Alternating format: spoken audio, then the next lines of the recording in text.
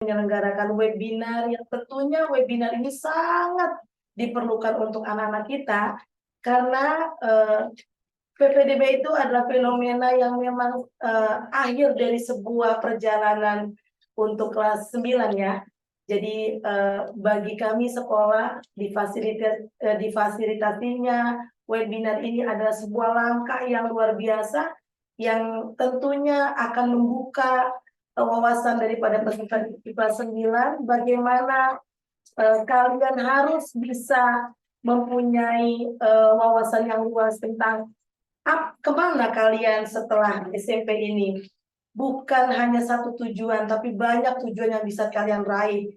Strategi dimainkan dan tentunya nanti kakak-kakak kalian akan berbagi cerita bagaimana mereka menghadapi dan bagaimana mereka langsung memutarbalikkan strategi mereka untuk bisa berada di sekolah yang tetap menjadi sekolah yang terbaik. Dan tentunya di sini juga ada Katolik ya yang sudah ada berada di universitas ya, tingkat universitas yang ada di Jogja, dan tentunya berterima kasih sekali Ibu pada hari ini Katolik bisa hadir di dalam webinar ini.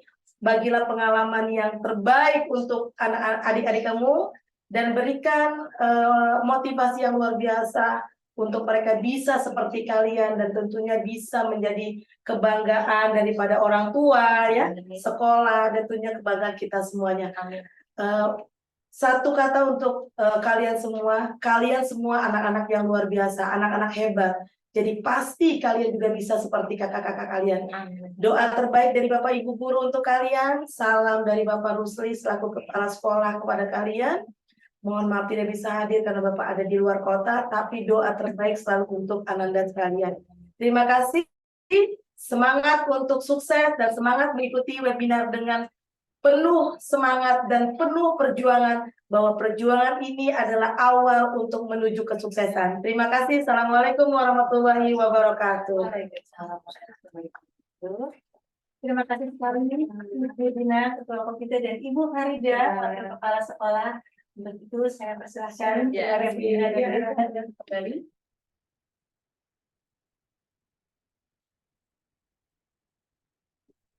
Bapak, Ibu, dan seluruh peserta webinar, kita akan segera masuk ke sesi utama kita, di mana nanti akan ada sesi sharing dari narasumber kita, alumni SMP Negeri 85, yang akan membagikan pengalaman mereka dan juga akan dilanjutkan dengan sesi tanya-jawab. Tapi, untuk sesi ini, bukan saya yang memandu, akan dipandu oleh partner saya yang cantik, yang akan menjadi moderator di acara ini. Langsung saja saya panggil Yasmin Akila dari kelas 9A. Halo Im. Halo Tante. Gimana kabarnya? Alhamdulillah baik. Oke, kamu cantik sekali. Terima kasih Tante. Oke Yasmin, langsung saja kamu perkenalkan diri ke semua yang ada di sini. Halo semuanya, perkenalkan namaku Yasmin Akila Kairani dari kelas 9A. Dan kali ini aku sebagai moderator di webinar kali ini. Oke, langsung ke yang lain. Jadi, tema webinar kita kali ini adalah sharing pengalaman kakak alumni SMP 85 sebagai bekal persiapan menuju sekolah lanjutan setelah SMP. Nah, tapi sebelum kita berkenalan dengan kakak alumni, buat kalian yang ingin bertanya, boleh banget nih kalian tinggalkan chat di kolom Zoom dengan mengetik nama kalian dan juga kelas kalian. Yuk, daripada berlama-lama, langsung kita sambut kakak-kakak narasumber.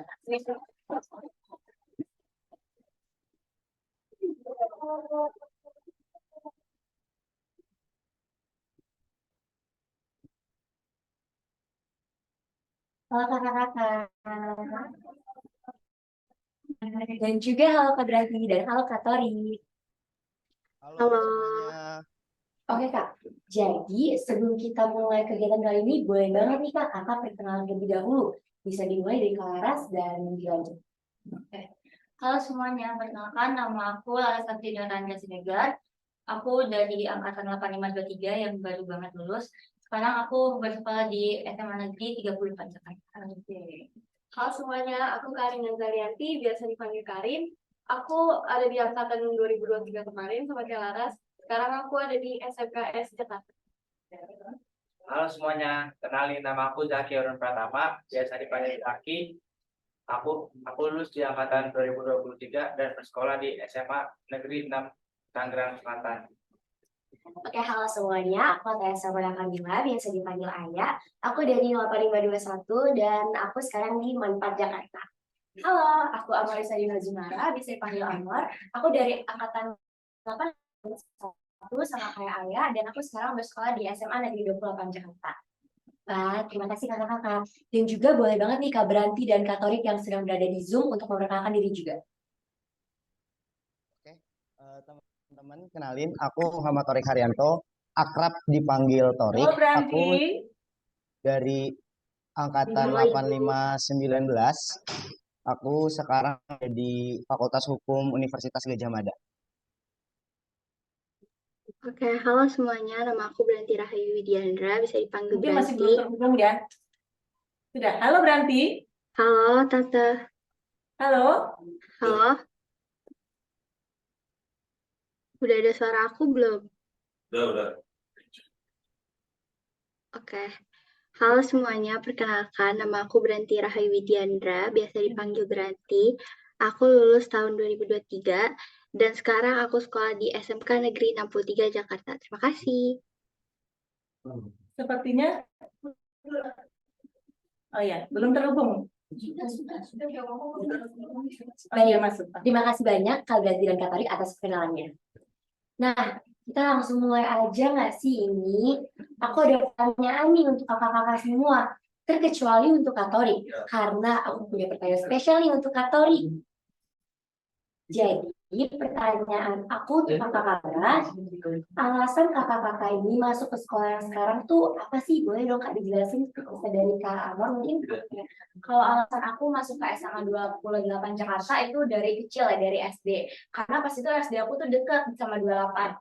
Terus orang tua aku tuh sering bilang kayak, Amor nanti masuk ke SMA 28 ya, karena ini sekolahnya bagus gitu. Terus kayak dari kecil ke doktrin gitu loh orang aku kayak, oh aku mau masuk 28, tapi dulu SMP-nya tuh bukan 85, dulu 41. Jadi planning aku SMP yang 41, SMA-nya 28. Nah, maka dari itu dari SD kan juga aku aktif banget ya. Jadi aku dari SD tuh emang orangnya tuh aktif, jadi kayak gak mau kalah lah istilah. Jadi semangat belajar terus sampai akhirnya pas dari kelas 1 sampai kelas 6 alhamdulillah aku dapat ranking 1 terus habis itu pas kelas 6 agak sedih ya karena nggak jadi masuk ke SMP 41 dan alhamdulillahnya nih masuk SMA 41. Nah dari kegagalan di SMP 41 ini aku tuh langsung punya target, oh aku nggak mau gagal lagi nih di SMA yang aku mau gitu kan. Terus akhirnya aku nge-planning nilai-nilai aku lebih spesifikin berapa sih nilai yang bisa masuk ke 28 ini. Terus juga aku aktif di kelas maupun di organisasi, aku ikut OSIS, ikut ekskul nari, dan kebetulan itu juga aku masuk bagian inti OSIS dan inti tari juga. Terus habis itu lebih sering deket sama guru juga, lebih dikenal sama guru, dan akhirnya alhamdulillah masuk ke 28. Jadi Amor masuk ke 28 lewat jalur apa? Afirmasi ya. Tapi walaupun lewat afirmasi, kamu tuh sudah punya semangat juang dari awal untuk akan cita-cita dari awal memang sudah mau masuk 28, sudah dipersiapkan benar-benar, ya kan? Bekalnya sudah benar-benar akhirnya sampai terwujud. Luar biasa sekali. Keren banget Kak Amor. Dan juga emang Kak Amor dulu setahu aku waktu di OSIS juga emang keren banget. Nah boleh nih dilanjut dengan tanya. Oke, kalau aku sendiri sebenarnya aku sama kayak Amor, kayak aku punya planning ke depan, kayak aku punya sekolah impian aku. Tentunya di SMA 34 di sebelah gitu kan. Anak 85 tuh pasti banyak banget yang mau masuk 34. Cuma ternyata pada saat itu keberuntungannya nggak di aku. Ternyata pada saat aku daftar sekolah itu kan sistemnya presentil. Nah pada saat itu nilai OSIS aku yang masuk itu cuma sebagai anggota dan juga nilai ekskul tuh nggak masuk. Jadi untuk presentil dengan teman-teman yang lain itu masih kalah jauh gitu. Tapi aku nggak berhenti di situ. Ternyata aku udah nyoba juga ke SMA negeri lain. Ternyata juga masih kelempar juga, tapi ternyata aku dapat info nih dari ada kenalan aku dari temannya mama kalau ternyata ada nih madrasah yang masih buka pendaftaran. Pada saat itu jalurnya tahap akhir dan ternyata di madrasah itu kita sistemnya itu berdasarkan nilai rapot murni. Oke. Iya, jadi nggak butuh prestasi apapun kayak nggak perlu organisasi, prestasi non akademik. Jadi benar-benar tergantung pada nilai rapot dari semester 1 sampai semester 5. Jadi masuknya itu pure pakai nilai. Dan alhamdulillahnya sekarang di Manfaat aku juga happy sih ngejalaninnya. Iya. Awalnya kayak mungkin berat emang karena pasti kita dari yang SMP negeri kan kita dari 85 terus masuk ke madrasah yang ternyata pelajaran agamanya lebih banyak. Cuma ternyata alhamdulillah lama-lama bisa keep up juga dan ternyata happy karena sekolah juga nge-provide apa kebutuhan kita. Oke, luar biasa sekali. Ini menarik ya ceritanya Ayah ini, karena awalnya tuh kan ingin masuk ke 34, ya kan? Kayaknya 34 itu udah jadi tujuan utama semua anak-anaknya, nggak sih? Kan Tapi menariknya Ayah nih, dia pada saat nggak diterima di 34, langsung berani untuk berubah haluan, ya kan? Langsung mengambil keputusan mendaftar di madrasah, ya karena dilihat bahwa madrasah ini hanya memerlukan nilai, ya kan, sebagai seleksi masuknya, dan optimis masuk dong, gitu kan, dicoba dan akhirnya berhasil masuk di situ. Jadi merubah pilihan itu bukan sesuatu yang apa ya, yang salah atau gimana, ya memang pada saat kita harus berubah ya kita merubah itu, betul ya? Betul. Oke, luar biasa sekali. Nanti kita cerita-cerita lagi ya. Hari ini kita akan lanjut mungkin ke Zaki. Kalau aku sih di SMA 6 Tangerang Selatan itu bukan pilihan utama ya. Pilihan utama aku di SMA 6 Jakarta. Aku udah nyoba ke SMA 6 Jakarta, tapi ya nggak lolos. Terus aku pindah haluan ke SMA 6 Tangerang Selatan karena di situ aku tahu ada info di situ lewat jalur terakhir, yaitu jalur perpindahan orang tua ya. Oke, ya. Terus akhirnya mendaftar di SMA 6 Tangerang Selatan. SMA 6 Tangerang Selatan. Jadi awalnya Zaki ini sudah mendaftar di SMA 6 Jakarta. Sudah. Nah, tapi ternyata Nggak keterima. tidak diterima karena memang dari zonasi Ya, dari zonasi umurnya masih tergolong muda. masih tergolong muda. Lalu sama berubah haluan, ya kan? Pada saat itu melihat peluangnya dari mana sampai bisa mendaftar di Tangerang Selatan? Ya, aku sih dari mama juga mutusin buat pindah kerja mutatif ke Tangerang Selatan. Oh, karena mama kebetulan berpindah tugas ke Tangerang Selatan. Jadi kakaknya Zaki pada saat itu masih Jakarta ya. Tapi kebetulan mama berpindah tugas ke Tangerang Selatan, jadi bisa memakai jalur perpindahan orang tua. Ini jadi pengetahuan baru mungkin ya buat kita semua bahwa ternyata untuk masuk ke mendaftar ke sekolah lanjutan itu ada satu jalur lagi yang bisa kita pilih. Seandainya misalnya berpindah tugas, ternyata itu bisa kita manfaatkan, ya kan, untuk mendaftar. Ini menarik juga karena pasti banyak yang belum tahu. Jadi sudah tahu belum? Belum ya. Saya yakin teman-teman yang lain juga belum tahu. Jadi dengan jalur itu akhirnya ya Zaki bisa berhasil ya masuk di Tangerang Selatan. Enjoy di situ. Oke, luar biasa sekali. Ini ceritanya Kak Zaki emang kayaknya ini sih nambah pengetahuan aku banget. Dan buat kalian-kalian yang nanti kayak ngerasa udah overthinking nih, kalau misalnya aku kepental gimana, dan ternyata ini kan Kak Zaki baru nge-share kalau misalnya ada jalur PTO ya, bisa banget nih mungkin jadi alternatif kan kalau misalnya emang ada peluang. Nah, langsung lanjut aja mungkin ke Kak Fani nih. Kalau aku sendiri itu karena aku nggak dapet di sekolah impian. Nah, sebenarnya di balik ini semua ada ceritanya. Jadi awal-awal itu aku mau masuk ke SMA 34 pakai jalur zonasi, tapi umur aku tergolong muda dan aku ada di prioritas ketiga. Dan akhirnya aku gak keterima. Terus aku mutusin buat coba lagi di jalur afirmasi. Nah, di afirmasi ini ternyata sistemnya itu sama seperti zonasi. Jadi otomatis aku nggak keterima juga. Nah, aku udah dapat saran dari orang tua, katanya suruh ke SMK Negeri aja, karena peluang aku benar-benar banyak banget di sini di jalur afirmasi. Karena sistemnya tuh sesuai dengan nilai, dan nilai aku masuk ke SMK manapun, terutama di SMK yang aku tuju juga, yaitu SMK 20. Terus, tapi aku kekeh banget dan masih sombong yakin bahwa aku keterima di SMA 34 di tahap 2. Nah, pada tahap 2 ini aku nggak keterima juga karena sistemnya pakai nilai dan nilai aku kalah sama yang lain. Oh gitu. Dan akhirnya yang SMK tadi yang pertama disarankan sudah tutup Iya, pendaftarannya. Oh gitu.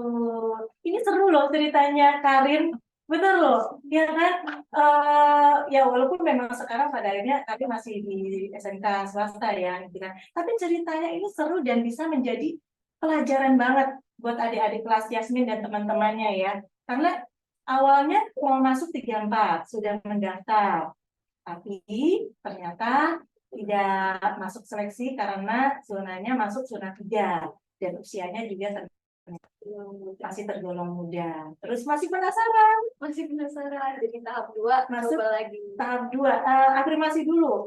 Afirmasi dulu. Afirmasi dulu. Ternyata di afirmasi juga pakai zonasi.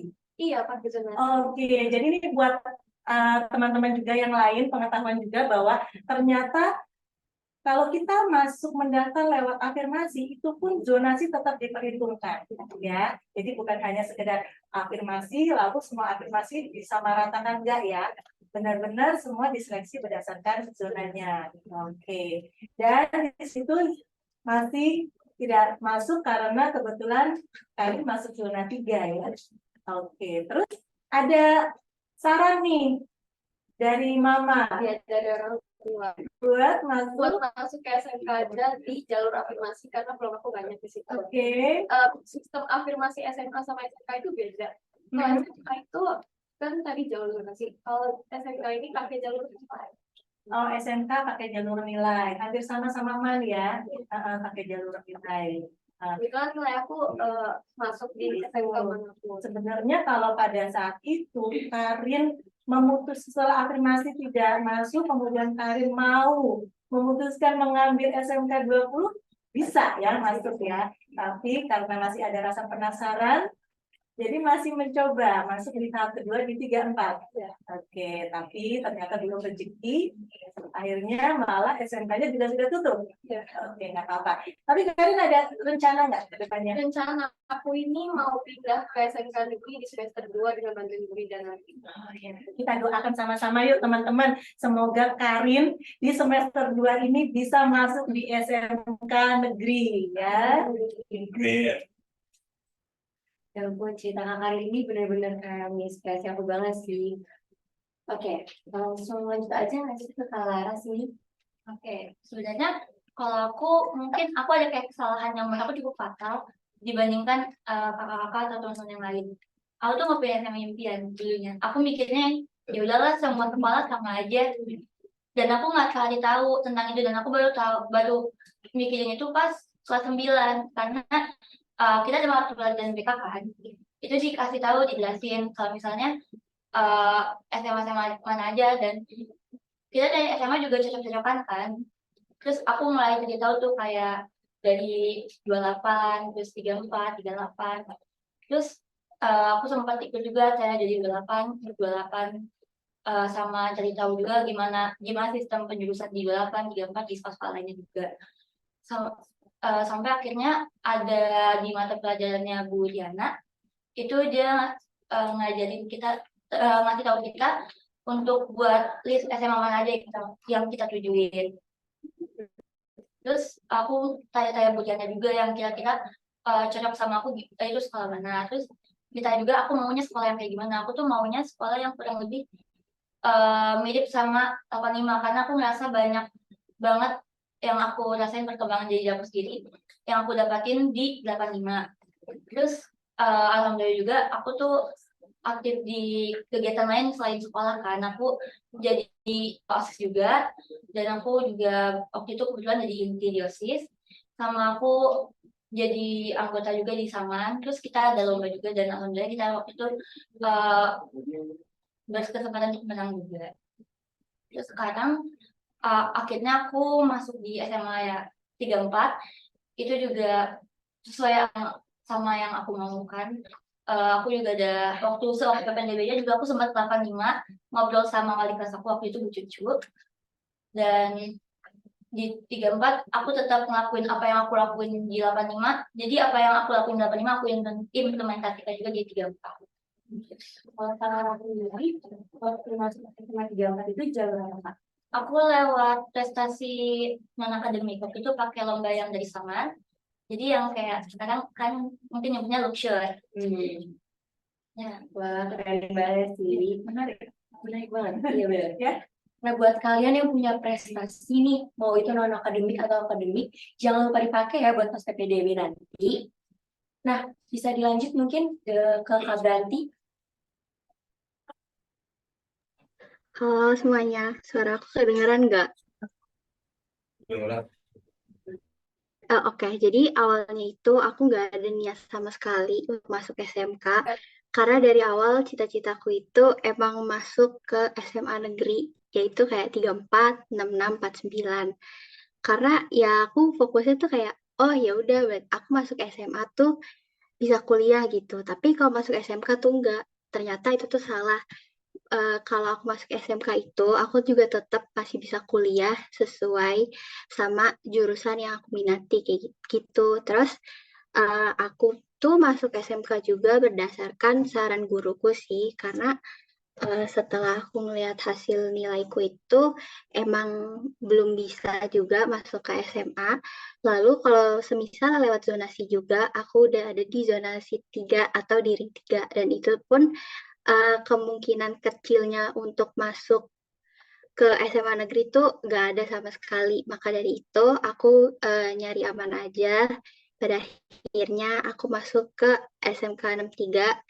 Emang sih awalnya aku kayak ada gak terima gitu. Kok aku gak bisa masuk SMA negeri ya kayak temen yang lain.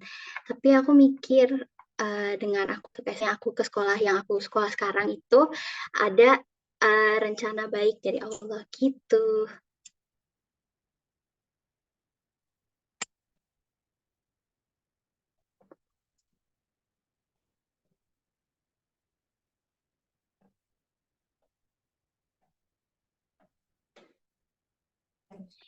Jadi kan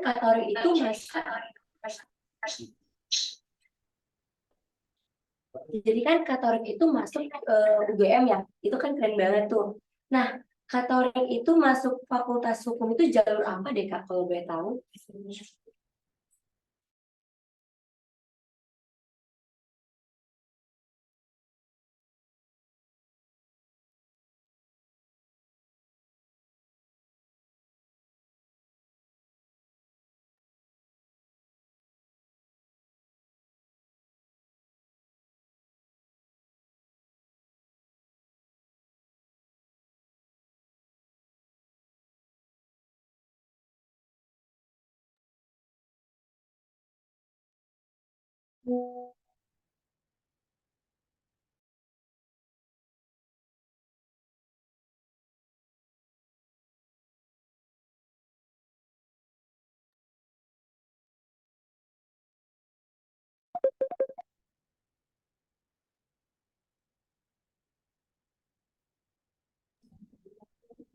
Sepertinya belum ada suaranya, Tori.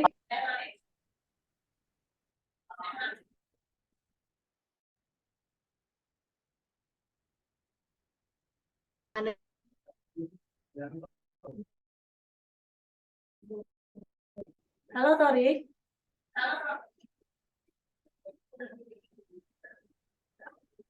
Halo, cek. Iya, udah.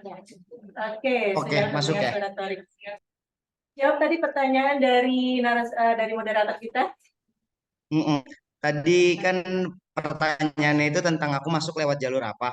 Kebetulan aku di sini masuk lewat jalur UTUL atau ujian tulis yang emang diadakan dari UGM atau mungkin simpelnya itu kayak mandiri kalau di kampus-kampus lain. Simpelnya kayak gitu.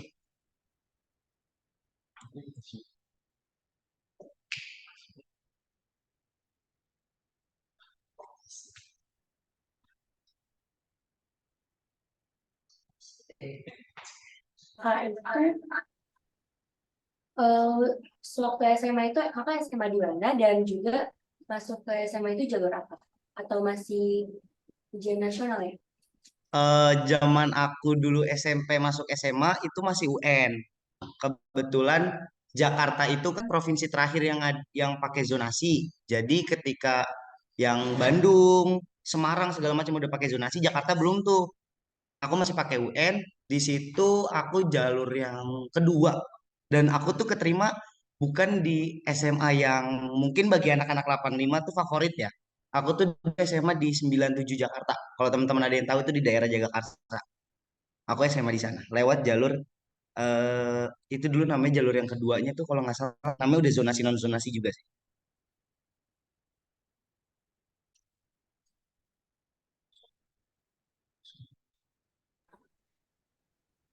Suaranya tuh. Tori, tante mau nanya, Tori. Iya tante. Tori punya cerita menarik nggak selama berada di 85? Kalau kita bahas ke cerita menarik, pastinya banyak sih tante. Karena bisa, maksudnya gini, dilihat dari di zaman aku dulu mungkin kan udah beda sama zaman teman-teman narasumber lainnya nih. Aku kebetulan itu 85 angkatan 19. Tandanya kurang lebih kita beda 4 tahun. Di zaman aku, Bu Rida belum jadi wakil kesiswaan, itu satu. Di zaman aku, Pak Seno belum jadi wakil Sapras. Nah, dulu tuh Bu Rida salah satu orang paling ditakuti. Paling ditakuti kenapa? Soalnya dulu tuh kita kos kakinya diambilin, celananya dipotongin, digituin kita. Pasti teman-teman ngerasa hal yang sama. Cuma perlu diketahui hal tersebut yang ngebuat angkatanku itu jadi lebih disiplin. Angkatanku itu ngedobrak nilai angkatan-angkatan sebelumnya itu karena arahan dari Bu Rida juga. Karena banyaklah berbagai permasalahan yang terjadi di angkatanku tuh nggak sekali dua kali. Dan masalahnya tuh menurutku juga cukup complicated gitu. Nggak cuma terhadap personal satu persatu orang, tapi kenanya tuh ke banyak orang. Nah hal itu tuh buat Bu Rida tuh jadi disibukin nih sama anak-anaknya dia nih yang ya yang mungkin agak susah untuk dia pegang erat gitu. Cuma perjalanan-perjalanan itu sebenarnya yang bikin warna sekolahnya itu jadi lebih menarik. Kebetulan kan 85 juga sekarang warna-warni tuh. Jadi mirip-mirip lah perjalanannya warna-warninya itu seperti itu. Sedih senangnya semua sama. Tori, tante nih dapat bocoran. Katanya Tori dulu salah satu anak yang sedikit bandel. Bener gak sih? Kalau kalau itu sebenarnya bisa dipastikan benar tante. Karena emang terlalu banyak kayaknya yang beredar di ruang guru, yang informasi-informasi yang beredar setiap harinya, terus tentang permasalahan-permasalahan yang terjadi. Karena tuh bener-bener kayak Senin ada masalah, Selasa nggak ada, Rabu pasti ada lagi. Nanti Kamis yang nggak ada, Jumat ada lagi. Seminggu tuh kita bisa 3 kali Menarik atau 4 ya. kali. Ya, Torik. Yang menariknya tuh gini, Torik nih yang awalnya mungkin sedikit terkenal agak bandel, tapi sekarang terbukti bahwa Torik bisa membuktikan diri bahwa Torik itu bisa berhasil masuk ke universitas yang ternama di jurusan yang Torik inginkan. Ini sangat luar biasa sekali. Mungkin bisa di-sharing ke adik-adik kelas momentumnya bagaimana nih dari anak yang ya bandel ya dalam tanda kutip bisa sampai sukses seperti sekarang. Pasti nggak hanya cukup dengan sadar aja kan Tori? Ya, benar Tante. Aku setuju bahwa itu tidak cukup dengan sadar. Jadi gini, kalau aku tuh dulu selalu ngeibaratin kesempatan sama momentum tuh sebuah hal yang sebenarnya jalannya tuh berdampingan. Jadi ketika ada momen dan itu ada kesempatan, dia tuh cuma datang sama orang yang mau ngambil doang. Itu satu. Kedua, kesempatan itu nggak datang 2 kali. Tapi ada pengecualian, kesempatan itu selalu datang sama orang yang nggak pernah berhenti mencoba. Itu juga yang selalu aku percayai. Jadi ketika aku ngerasa ada momentum, aku ngerasa, oh di sini ada kesempatanku, di sini bisa ada peluang. Itu harus secepatnya aku ambil. Itu yang pertama. Yang kedua, pasti namanya eh, kita juga semua gitu ya. Apapun latar belakang agamanya segala macam, apapun jalan kita tuh harus diparingi sama namanya usaha, doa. Nah, hal itu kan jadi yang ngebuat kalau misalnya kita usaha doang nggak ada doanya, jadi kayak cuma angan-angan ataupun doa doang nggak ada usahanya jadinya angan-angan. Nah, hal ini nih, dua hal ini yang terus-terusan aku coba untuk kembangin. Kayak ketika ada peluang aku ambil, ketika aku mengusahakan sesuatu aku barengin sama berdoa. Terusnya juga yang nggak terlepas lagi restu dari orang tua, restu dari guru-guru, karena kan guru juga termasuk orang tua kita ya. Nah, hal-hal tersebutlah yang ngebuat aku ngerasa aku bisa nyampe di titik ini karena aku berani ngambil momentum itu, karena aku berani ngambil peluang itu. Kalaupun emang aku tidak ngambil, mungkin aku tidak di titik ini. Jadi tentang bagaimana kita berani dan tidak mau menyerah untuk ngambil momentumnya aja sih, Tante. Ini juga bisa jadi pelajaran buat semua anak-anak ya, ini dan teman-temannya juga pastinya kan. Mungkin beberapa anak-anak 85 masih ada yang ya dicap ya dalam tanda kutip pastinya sedikit bandel. Tapi itu tidak kemungkinan bahwa kalian tuh bisa kok sukses atau kalian tahu kapan berhenti dengan kebandelannya, ya kan? Dan mulai berproses untuk sukses. Contohnya sudah ada nih Kak Torik yang sudah membuktikan diri sekarang, ya. Itu ya. Nah, tadi Aku kan sudah bilang ya bahwa kalau misalnya nanti kalian ada yang mau bertanya, kalian bisa menuliskan nama kalian di Zoom dan juga kelas kalian. Nah, sekarang kita akan membuka segmen tersebut.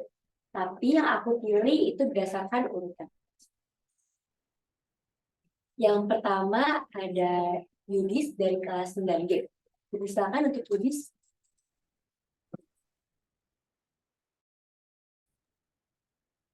Selamat pagi kakak-kakak semua. Sebelumnya maaf, kamera saya lagi rusak dan saya ingin ini. Saya Yudhistira Syalagan dari kelas 9G ingin bertanya kepada Kak Laras. Kak, nanti tuh di SMA ada penjurusan nggak? Terima kasih. Oke. Yudis, aku boleh tanya nggak itu kamu mau tanya itu untuk siapa? Laras. Oke. Dan tanyanya itu di SMA itu ada penjurusan? Oke. Kalau di SMA aku sendiri, di SMA 34, itu ada penjurusan. Tapi itu dimulai waktu kita kelas 9. Waktu kita kelas 10, karena kita sekarang udah mulai masuk kurikulum merdeka nih, baru kita belajar semua mata pelajaran. Sampai PKWU, cuman dia tuh bedanya kita nggak ada pelajaran seni. Ada seni, nggak ada seni, tapi tetap ada informatika. Terus di kelas 11-nya nanti, dia tuh pakai sistem moving class. Jadi kita milih 4 mata pelajaran yang kita cocok buat penjurusan sama kita. Dan nilai-nilainya tuh aman lah buat kita. Terus itu tuh sistemnya pakai tinggi-tinggian nilai rapor, jadi keseluruhan. Bukan nilai mata pelajaran itu doang. Nanti itu sistemnya kalau misalnya kita nilai kurang, kita harus pindah. Jadi mau nggak mau dari sekarang udah harus bagusin nilai rapor supaya bisa masuk ke jurusan yang mata pelajaran peminatan yang kita mau. Ada kuotanya nggak, Las? Ada. Jadi setiap jurusan yang kita minati pun ada kuotanya. Artinya kalau kuota itu sudah penuh, sudah tidak bisa masuk ya. Kita harus pindah. Lebih ke mata pelajaran peminatan kita. Jadi kita misalnya nih kalau jadi aku sendiri, aku mau masuk ya ke kimia. Terus nilai aku aku mau masuk matematika misalnya. Terus nilai aku kurang, nilai rapor aku kurang. Aku berarti harus pindah ke mata pelajaran lain yang aku nilainya masih cukup. Dan itu baru dimulai di kelas 11. Iya, 11. Jadi kalau penjurusan mata pelajaran peminatan mata pelajaran itu IPA semua mata pelajaran IPA, IPS kecuali sejarah karena itu masuk ke yang wajibnya. Terus ada lagi bahasa Indonesia lanjutan sama bahasa Inggris lanjutan sama matematika lanjutan. Mungkin Yudis, apakah ada yang ingin bilang lagi? Sudah, terima kasih banyak Kak. Oke, nah, Bagas. Kita lanjut ke yang berikutnya yaitu dari Bagas kelas 9A. Dipersilakan untuk Bagas. Halo, Assalamualaikum, selamat pagi, selamat siang semua kakak-kakak kelas. Perkenalkan, nama saya Bagas Ardana Suryo Putro dari kelas 9A. Dan izinkan saya bertanya kepada Kak Torik ya. Halo Kak Torik, jadi kapan Kak Torik memutuskan untuk melanjutkan kuliah di bidang hukum? Terima kasih.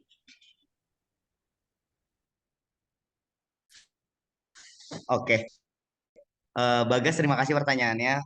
Untuk pertanyaan dari kapan aku memutuskan untuk di bidang hukum, kalau keputusannya itu aku ambil pasti SMA. Untuk menentukan jurusan itu kita ngambil keputusan SMA kan. Tapi emang aku udah pengen di hukum itu dari SMP. Itu ada kisah lucu juga di situ. Jadi dulu pas aku SMP itu dulu tuh ada guru namanya almarhumah Bu Titik, kalau teman-teman tahu. Cuma aku nggak tahu pas kalian tuh sempat dapat apa enggak. Nah, almarhumah Bu Titik tuh ngomong ke aku, eh, kalau misalnya suatu saat nanti kamu akan menjadi jurnalis hebat atau pengacara hebat, mending kamu nanti ngambilnya hukum. Aku digituin sama almarhumah Bu Titik. Hal tersebut akhirnya mulai aku pikirin sampai akhirnya aku ketemu di SMA. Pas aku di SMA, mulailah mencari sampai nemuin bener-bener hatiku tuh mantap banget di hukum. Ya udah aku belajar kayak yang tadi aku sin juga ada kesempatan aku ambil, akhirnya mantap lah hatiku ketemu hukum di situ. Ceritanya ya. Bagas, apakah ada yang ingin ditanyakan lagi? Sudah tidak ada, terima kasih Kak Torik. Oh iya, sama-sama Bagas. Berikutnya, dipersilakan untuk Omar dari kelas 9.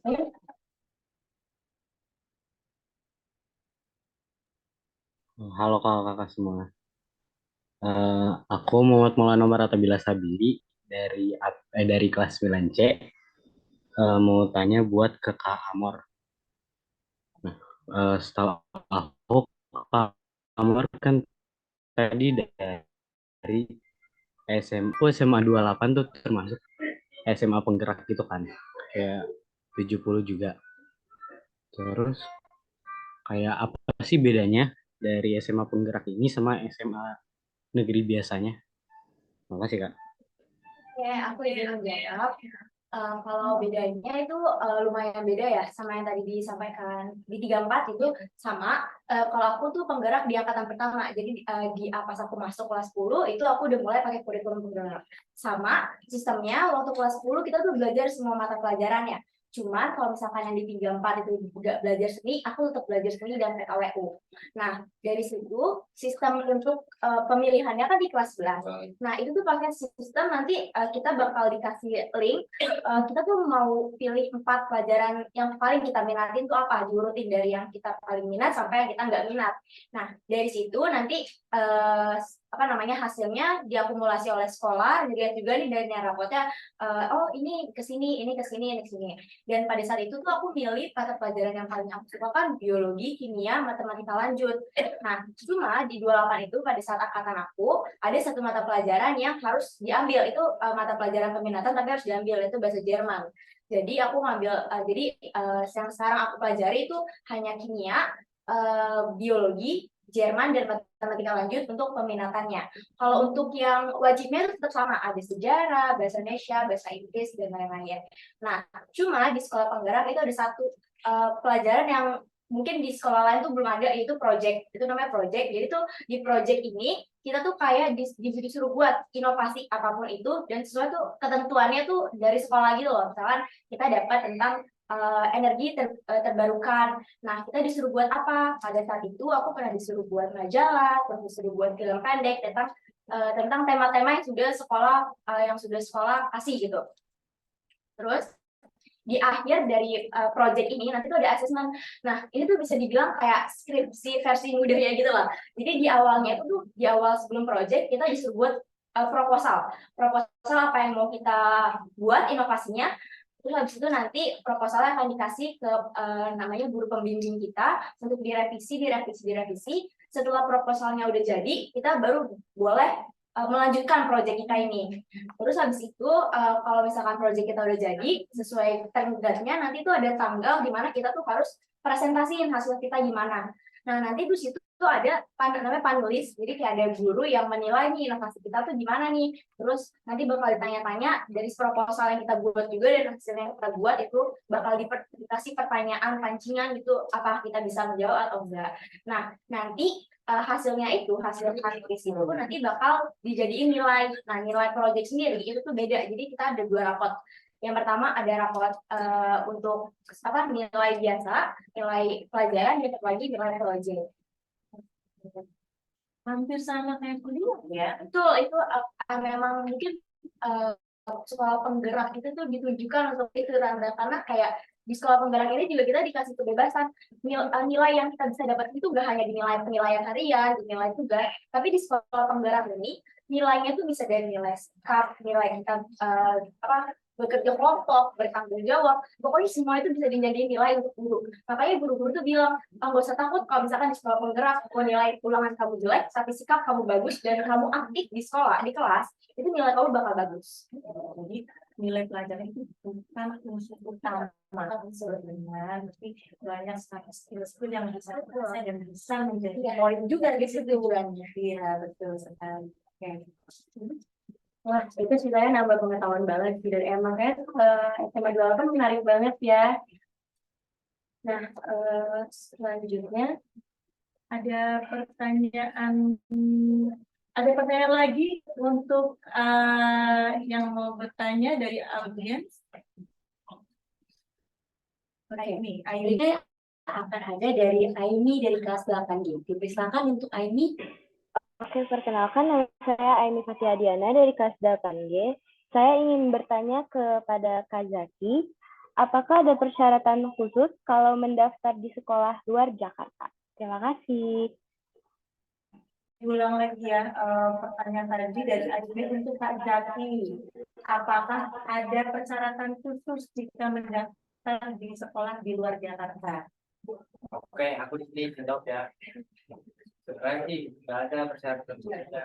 Cuman dulu itu harus minta surat perbedaan kerja aplikasi. Oh, itu kebetulan Zaki ambil dari jalur perpindahan orang tua ya. Jadi perlu ada tambahan berkas mutasi. Seperti itu. Jadi sebenarnya secara persyaratan itu antara di SMA Jakarta dengan SMA di luar Jakarta itu sama saja. Hanya karena kebetulan Zaki mendaftar lewat jalur perpindahan orang tua, jadi ada berkas tambahan pada saat itu yaitu berkas mutasi ya dari orang tua. Selain itu sama saja. Ya, jadi buat anak-anak 85 tidak ada bedanya ya antara berkas yang dikumpulkan untuk pendaftar di SMA Jakarta maupun di luar Jakarta. Sesuaikan dengan jalur masing-masing yang ingin kalian pilih. Situ aja, betul ya? Oke. Berikutnya akan ada pertanyaan dari Zaki kelas 9H. Silakan untuk Zaki kelas 9H. Ya, perkenalkan saya Zaki Maulana Ibrahim Hidayat dari kelas 9H. Saya ingin bertanya ke Kak Aya. Sebenarnya buat masuk ke MAN itu apakah perlu keahlian khusus? Maaf, bisa diulang Zaki? Jadi saya ada 2 pertanyaan. Yang pertama, apakah ada keahlian khusus untuk bisa masuk ke MAN? Sama yang kedua itu, kalau misalnya kita lulusan MAN, kuliahnya itu harus khusus tentang agama atau bisa bebas? Terima kasih. Oke, sebelumnya terima kasih banyak Zaki untuk pertanyaannya. Ini pertanyaan menarik sebenarnya. Untuk pertanyaan pertama, apakah ada keahlian khusus yang dibutuhkan untuk masuk MAN? Itu sebenarnya nggak ada, karena aku pun sendiri kayak yang tadi aku bilang, aku masuknya itu pure nilai rapot. Jadi kayak dari seluruh mata pelajaran rata-ratanya berapa itu yang aku pakai. Jadi sebenarnya dari rapot aja. Cuma sebenarnya di MAN ini sebenarnya banyak jalur kayak kalaupun kamu punya keahlian khusus kayak misalnya kamu kayak hafiz Quran, nah itu tuh itu ada jalur khususnya sendiri. Jadi misal nanti kamu akan dites kayak kamu hafal berapa juz dan itu nanti bisa masuk juga ke ada jalurnya sendiri gitu. Tapi sebenarnya kalaupun kamu nggak punya keahlian khusus kayak aku cuma pakai nilai rapor, itu bisa banget masuk gitu. Terus untuk pertanyaan yang kedua, apakah nanti setelah untuk masuk kuliah harus dalam jurusan agama? Itu enggak. Jadi kita bebas banget untuk milih semua jurusan. Kayak aku sendiri kalau misalnya di MAN itu masih angkatan aku terakhir itu masih sistem jurusan, masih IPA, IPS, dan di MAN ini ada 4 jurusan sebenarnya. IPA, IPS, bahasa, dan agama. Jadi kita bebas banget untuk pilih jurusan kuliah. Akuntan itu bisa banget, jadi nggak harus agama gitu. Cuma ada lain cerita lagi, sebenarnya di MAN ini justru peluang kita untuk masuk perguruan tinggi itu lebih banyak. Karena kan kalau misalnya di SMA Negeri Desa, biasa kita fokus ke PTN nih, udah yang kita tahu lah kayak UI, UGM segala macam. Untuk ke perguruan tinggi yang berbasis Islam, kayak contohnya UIN. Nah, jadi ada jalurnya sendiri untuk gimana kita dikasih kuota juga. Kalau misalnya di SMA negeri kita cuma dapat kuota kayak untuk ke perguruan tinggi yang negeri, kita kalau misalnya di MAN itu juga ada jalur-jalur yang mempermudah kita untuk masuk ke perguruan tinggi yang Islam. Jadi kayak UIN gitu, kayak kalau misalnya nanti kan ada jalur SNBP nih, itu untuk masuk ke perguruan tinggi. Kita ada SNBP-nya sendiri untuk ke yang ada berbasis Islamnya ini gitu. Jadi malah mungkin lebih fleksibel ya, Lebih fleksibel. karena opsinya lebih besar. Jadi kalau misalnya anak-anak yang memang ingin sekolah yang benar-benar mendalami agama, ini salah satu sekolah yang memang cocok untuk sangat membantu sekali. Tapi buat anak-anak yang ingin punya cita-cita di luar itu, jadi arsitek, dokter pun tidak masalah, tidak ada halangan sama sekali. Jadi opsinya justru malah besar sekali, lebih banyak. Untuk prestasinya sendiri gimana, Ayah, kalau di MAN? Kalau di prestasi sendiri gini, kalau di MAN itu justru kita tuh sangat amat didukung di non akademik. Oke. Sebenarnya di MAN ini justru ada sekitar 25 bahkan sampai 30 ekskul. Ekskul aja sendiri sebanyak itu. Jadi kayak sekolah ini benar-benar nge-provide semua kebutuhan kita. Ya, kita kan banyak ya peminatannya. Ada yang suka di seni, di olahraga, dan itu di manfaat ini dia banyak banget ngasih apa ya kesempatan untuk kita. Dan juga kayak lagi unggul di bagian riset. Kalau manfaat sendiri, jadi ada lomba-lomba riset. Banyak yang ada sekolah lain ke MAN atau manfaatnya ke sekolah itu banyak banget. Ini kita pakai robotik itu lagi naik banget di manfaat. Jadi buat teman-teman yang mungkin suka sains itu bisa banget gabung ke manfaat, dan robotiknya itu lagi bagus gitu. Ya, jadi ini menarik karena banyak mungkin yang masih tahunya MAN itu ya sekolah untuk mendalami agama gitu kan, padahal ternyata banyak sekali potensi yang bisa digali dari situ ya kan.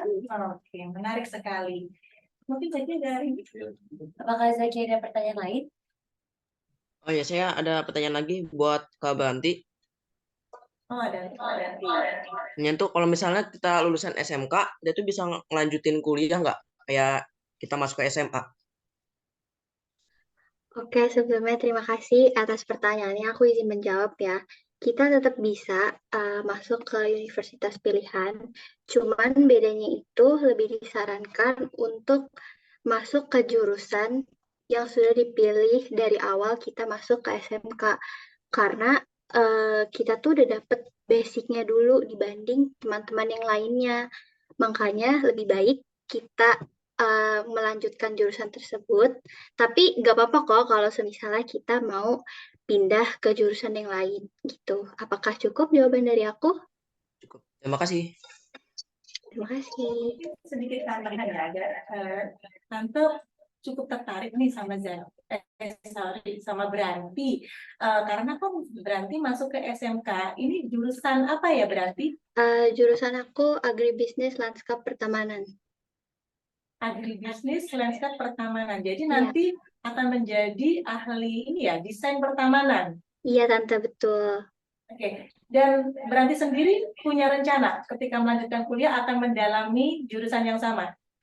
Ya, aku sudah punya rencana dari awal aku masuk jurusan tersebut. Aku udah langsung terpikirkan bahwa kayaknya kalau semisal aku ngelanjutin kuliah dengan jurusan yang aku pilih sekarang itu bakal gampang karena yang pertama seperti yang aku bilang tadi itu aku udah mendapatkan basicnya terlebih dahulu dan yang kedua aku tinggal ngikutin alurnya aja gitu loh, nggak perlu aku kayak ini gimana ya, ini gimana gitu. Walaupun tetap pada akhirnya pada saat aku masuk kuliah pun aku tetap harus belajar lagi gitu. Oke, jadi justru malah ketika Beranti lulus dari SMK, kemudian mendaftar meneruskan di universitas dengan jurusan yang sama dengan yang sekarang Beranti geluti, itu malah menjadi poin plus ya betul, berarti ya. Oh, berarti udah punya skill dulu nih di awal. Betul seperti itu nggak berarti? Bener Tante, bener banget. Ya, oke, poin plusnya jadi kalau udah di SMK malah udah punya skill ya. Bener ya, termasuk Karin ya sekarang di SMK. Oke. Ada lagi pertanyaan dari audiens?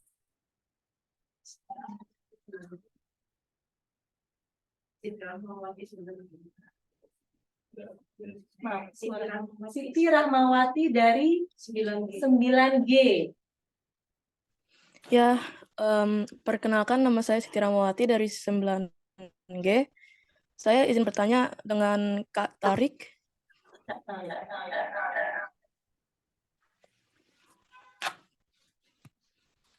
Jadi pertanyaan saya itu bagaimana ya kita bisa mendaftar ke kuliah yang kita inginkan? Kalau masuk ke kuliah itu apakah kita masuk dengan jalur PPDB juga atau hanya dengan jalur tes?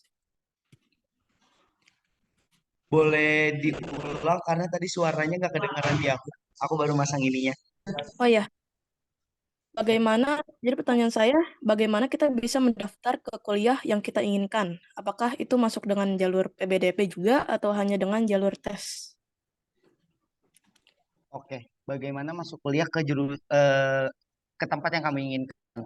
Jalur kuliah itu ada banyak. Jadi jalur kuliah itu ada. Oke, sebelumnya suaraku nyampe kan ya? Sampai Kak. Oke. Oke, jalur kuliah itu untuk masuk itu pertama yang udah pasti dari pemerintah itu kalau sekarang tuh namanya SNBP sama SNBT. SNBP di mana kamu pakai rapot, di situ ada bergantung ranking paralel kamu. SNBT itu di mana seleksi nasional berdasarkan tes. Jadi kamu tes dari yang diarahin oleh pemerintah. Yang dulu tuh kalau nggak salah dia di bawah LTMPT. Nah, biasanya setiap kampus itu juga punya kewenangan untuk ngebuat jalur sendiri atau jalur masing-masing. Kayak misalnya UI itu ada namanya SIMAK. Kalau misalnya di UGM itu namanya UTUL. Terus kalau misalnya di ITB itu juga ada lagi kalau nggak salah UTUL juga. Terusnya nanti di UB ada lagi itu UTUL juga. Nanti namanya beda-beda tergantung. UB misal dia punya 4 jalur mandiri, UNAIR punya 3 jalur mandiri. Nah, cuma setauku yang cuma ada satu jalur mandiri itu UGM sama UGM. Karena yang aku tahu itu kalau UI itu dia ada dua. UGM sama UI itu yang jalur mandirinya paling dikit. Kayak gitu. Biasanya termasuk kewenangan kampus masing-masing juga.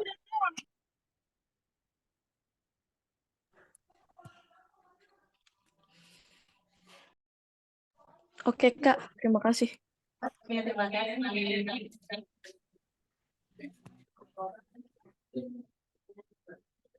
Oke, lanjut ke Aurora dari kelas 9G.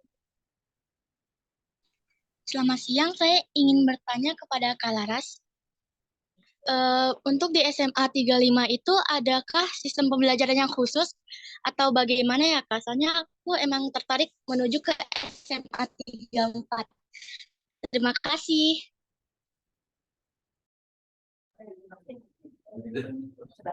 Bisa diulangin lagi Aurora pertanyaannya? Oke. Aku ingin izin bertanya, untuk di SMA 34 itu apakah ada sistem pembelajarannya khusus atau tidak ya Kak? Terima kasih. Oke, untuk SMA 34 sendiri sistem pembelajarannya itu karena kita udah masuk kurikulum yang sekarang, itu kita sekarang belajar mata pelajaran dulu, baru kayak yang aku bilang tadi itu kelas 11 baru mulai peminatan. Terus di kelas 10 dan dari kelas 10 ini sekarang kita ada yang namanya jam project. Oke, jam project. Di jam project ini kita dikasih tema-temanya gitu. Jadi kelas 10 ini kita dapat 3 tema. Itu tema pertama di semester 1, 2 tema lagi di semester 2-nya. Untuk sekarang temanya lagi gaya hidup berkelanjutan. Gaya hidup berkelanjutan ini kita lagi kayak ngejelasin hidup ramah lingkungan lah istilahnya. Kayak di 34 ada yang buat composting, ada yang jadi gila ikan, ada juga bank sampah. Dan aku jadi tuh jadi di proyeknya temanya dapat daur ulang minyak belanta dan juga bekas-bekas. Jadi kita belajar tuh gimana caranya mengolah biar jadi mungkin ada reuse, recycle gitu. Kita tuh recycle itu. Proyek itu kita milih sendiri atau sudah ditentukan? Untuk angkatan aku itu dapatnya ditentukan, tapi sistemnya bisa berubah, bisa jadi kita milih sendiri atau cepat-cepatan. Oh gitu. Oke. Gimana Aurora? Sudah jelas dengan jawabannya dari Kak Laras? Iya, sudah Tante. Terima kasih, Kak. Lanjut berikutnya. Oke, baik. Kita lanjut ke Siti Zahra dari kelas 9B. Dipersilakan untuk Siti Zahra. Halo Kak, saya Siti Zahra dari kelas 9G ingin bertanya ke Kak Danti. Saya ada 2 pertanyaan. Yang pertama itu kalau untuk SMK, saya kan mau masuk ke jurusan multimedia nih ya Kak. Kalau SMK jurusan multimedia itu di bidang apa aja ya Kak? Oke, aku izin menjawab pertanyaan kamu ya. Terima kasih sudah memberikan aku pertanyaan.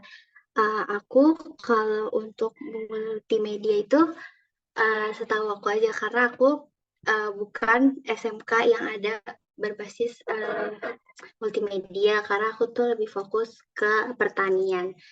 Setahu aku tuh di SMK yang kamu bilang tadi, aku lupa, multimedia ya. Multimedia itu ada jurusan kayak seperti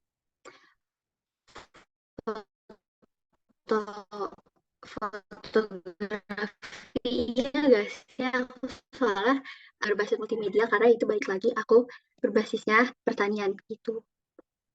Mungkin itu tuh lebih fokusnya lebih ke kayak apa ya, fotografi atau mungkin lebih ke ini sih, apa namanya,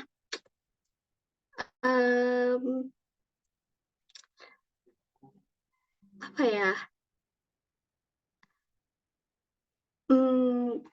sorry, Karena komputer. kebetulan masuknya di SMK memang yang fokus ke pertanian ya berarti ya? Iya Tante. Jadi sebenarnya di SMK itu banyak sekali jurusan yang bisa diambil. Kebetulan sekolah SMK yang diambil oleh Berarti adalah fokus ke pertanian. Tapi misalnya tadi Siti Zahra, kalau misalnya kamu tertarik ke dunia multimedia, mungkin bisa banyak sekali SMK yang punya jurusan itu. Bisa nanti berkonsultasi dengan sekolah, pasti akan diberikan informasi yang lebih detail lagi. Sekolah mana yang bisa memfasilitasi minatnya Siti Zahra. Gimana Siti? Sudah jelas? Baik Bu, terima kasih ya Bu.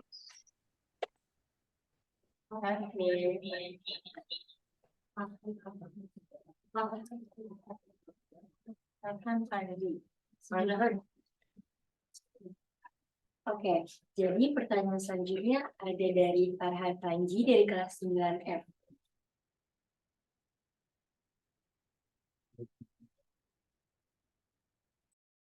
Halo Kak, nama saya Farhan Panji Prasetyo dari 9F. Saya mau tanya untuk Kak Karina, di SMK itu pelajarannya sama dengan sekolah yang lain?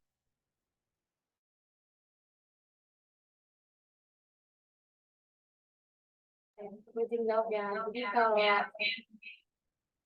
Jadi kalau aku udah ngobrol-ngobrol nih sebenarnya sama temen aku, gimana sih sama nggak sih sebenarnya pelajaran SMK sama SMA? Ternyata sedikit beda. Jadi kalau misalnya di SMK itu ada tambahan pelajaran khusus kejuruannya. Jadi kayak aku kan jurusan perkantoran, jadi aku ada pelajaran khusus yang tentang kantor. Dan pastinya banyak praktek juga ya di Iya, situ banyak ya. Praktek yang berhubungan dengan perkantoran gitu. Jadi pastinya setelah lulus dari situ Karin sudah punya skill tentang dunia perkantoran. Dan ada punya dua opsi, bisa langsung bekerja ataupun kuliah di bidang yang sama. Seperti itu ya. Gimana Farhan? Sudah jelas belum dengan jawabannya? Iya, Oke. Oke, sudah. Habis sudah sesi tanya jawab kita. Nah, bagi kalian yang tadi sudah bertanya, tenang aja, kalian dapat reward tahu. Kalian boleh mencantumkan nomor kalian di kolom komen Zoom, atau kalian bisa menghubungi nomor telepon aku yang sudah dicantumkan juga di Zoom.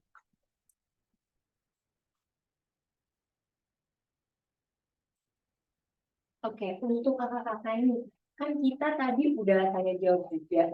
Kakak ada pesan dan saran nggak nih buat kita-kita yang masih SMP dan mau meneruskan ke jenjang yang lebih?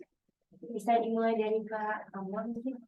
Kalau kesan-kesan dari aku, semangat terus belajarnya, tetap nikmati masa-masa SMP, karena masa-masa SMP tuh nggak akan terulang lagi di masa SMA, karena kayak dari sistem pergaulan dan sistem belajar di SMP itu tuh bener-bener beda jauh banget. Jadi kayak kalian nikmati yang kelas 7, kelas 8, aktif ikut organisasi, ikut ekskul, terus di dalam kelas juga, dan untuk kelas 9 udah dikit lagi ya, jadi kayak tetap semangat pokoknya. Apapun itu pilihan kalian, tetap semangat. Karena aku ingat banget pesan, kalau salah pesan dari Bu Ridya pada saat itu, dia bilang kayak sebuah mutiara, kalau mau ditaruh dimanapun itu akan tetap jadi mutiara. Mau ditaruh di lumpur, mau ditaruh di air, di goa, semuanya tetap dia akan jadi mutiara yang bersinar. Sama kayak kisah, kalau misalkan kita mau di SMA manapun, baik itu yang pilihan kita maupun yang enggak kita pilih, itu kalaupun kita tetap jadi mutiara, misalnya kita jadi yang terbaik, itu kita akan tetap bersinar di SMA yang kita.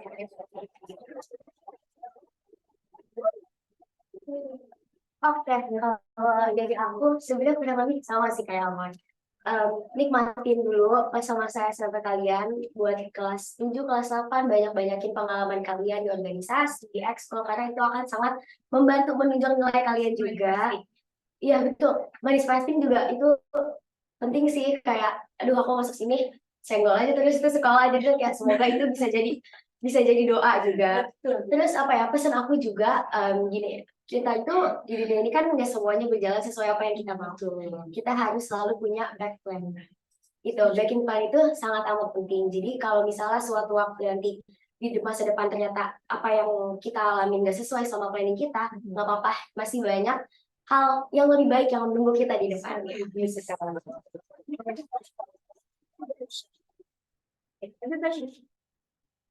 Kalau pesan dan pesan menurut aku sih, semangat nih buat siswa kelas 9 untuk babak yang menarik di SMA nanti.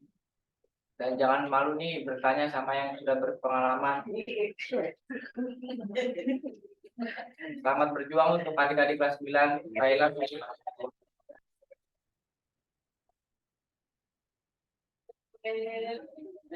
Oke, dari aku semoga kisah dan pengalaman pahit aku tadi menjadi awareness dan reminder buat kalian semua bahwa peluang dan kesempatan itu banyak banget kalau kalian hati-hati.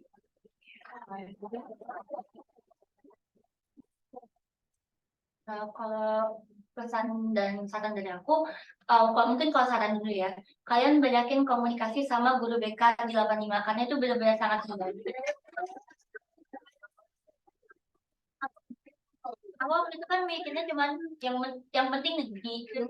Aku banyak komunikasinya sama Bu Diana, karena waktu itu BK aku Bu Diana, dan banyak kasih masukan tentang gimana itu dunia SMA gimana, SMA ini gimana, SMA B gimana, SMA C gimana. Terus kalian cari mungkin kayak yang buat kalian bisa memotivasi kalian. Dulu aku masuk 34 karena aku termotivasi juga dari kakak kelas yang dulu ada di 85 yang terus naik ke 34. Mungkin kayak teman-teman ada yang tahu, mungkin angkatannya Yasmin ya mungkin tahu itu ada namanya Kak Suraya sama ada juga jadi angkatannya Kak Amanda sama Kak Aya, itu ada Kak Radif. Karena itu aku nonton HST kan dan mereka tuh kelihatan banget aktif dan menurut aku kayak keren banget. Kalau pesan dari aku, kalian yang kita ambil itu ilmunya dan semuanya itu bukan berdasarkan di mana kalian, tapi gimana kalian.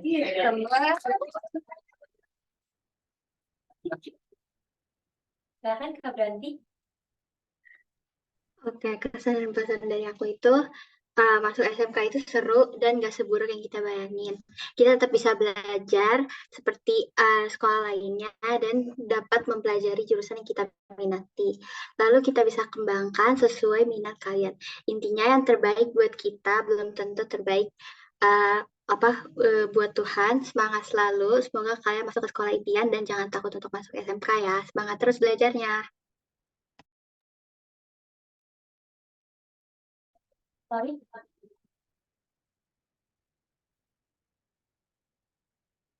Oke, teman-teman. Sebelumnya, teman-teman semua maaf kalau agak bocor. Tadi ada orang atau bocor suara. Karena kebetulan aku lagi di kampus, lagi ada acara.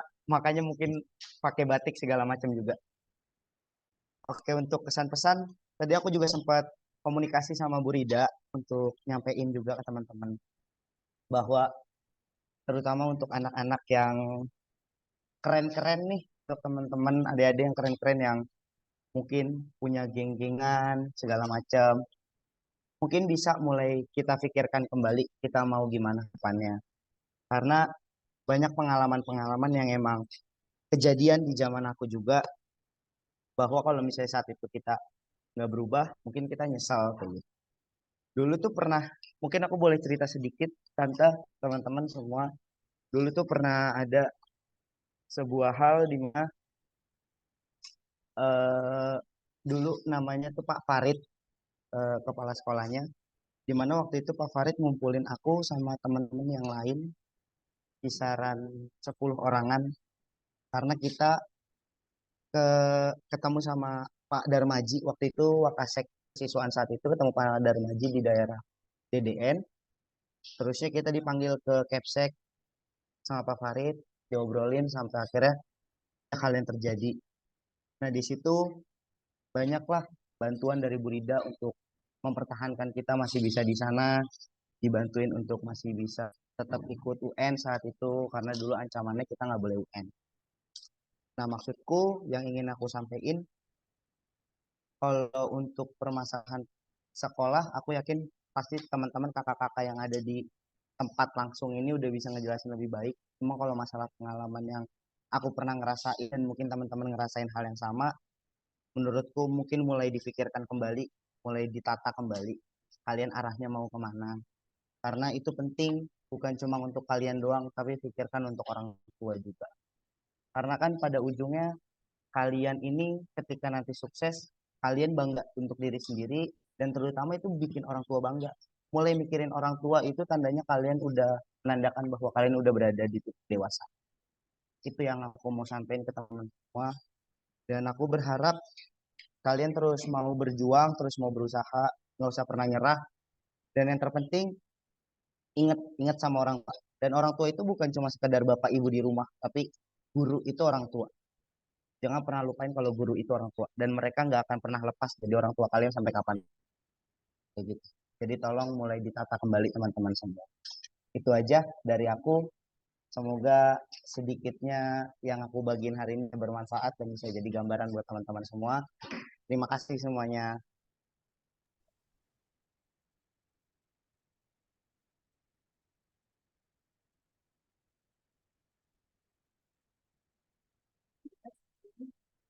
Oke.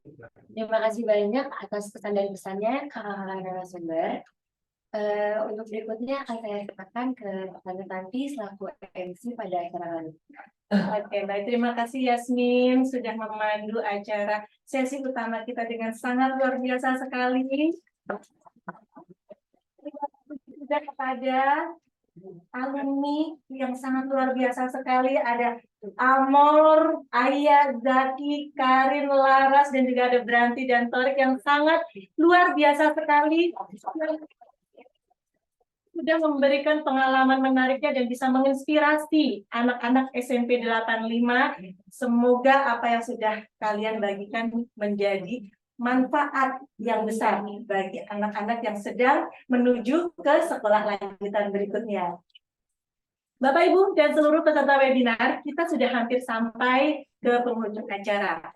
Tapi sebelum kita sampai ke kesimpulan, saya ingin mengucapkan terima kasih terlebih dahulu kepada seluruh tamu undangan yang telah hadir di acara ini. Juga terima kasih kepada operator kita, Bapak Sandy Wijaya.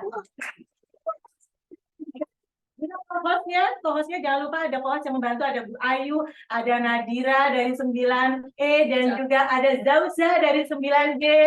Terima kasih telah memastikan acara berjalan dengan lancar. Terima kasih juga kepada seluruh narasumber kita.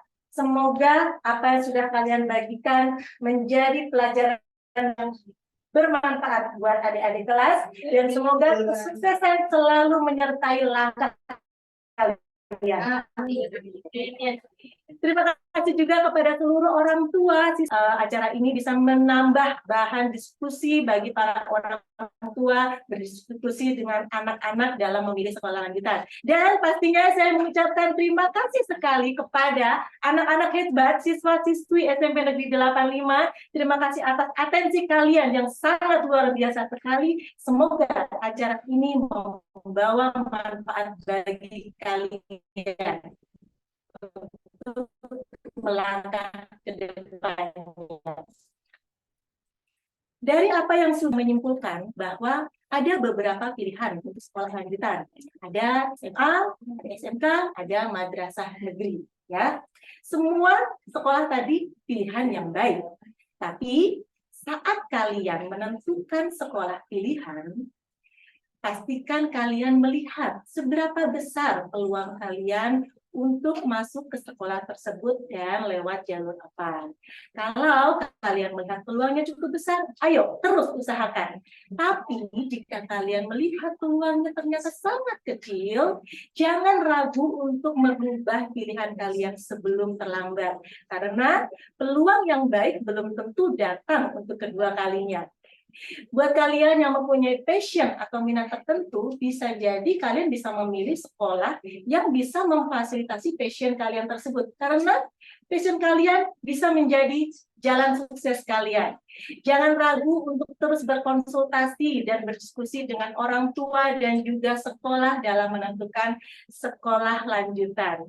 Setiap anak pasti punya mimpi. Setiap anak pasti punya potensi.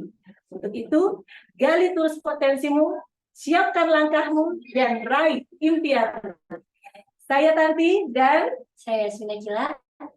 Kami mohon diri. Terima kasih atas perhatiannya dan sampai jumpa di acara berikutnya. Wassalamualaikum warahmatullahi wabarakatuh.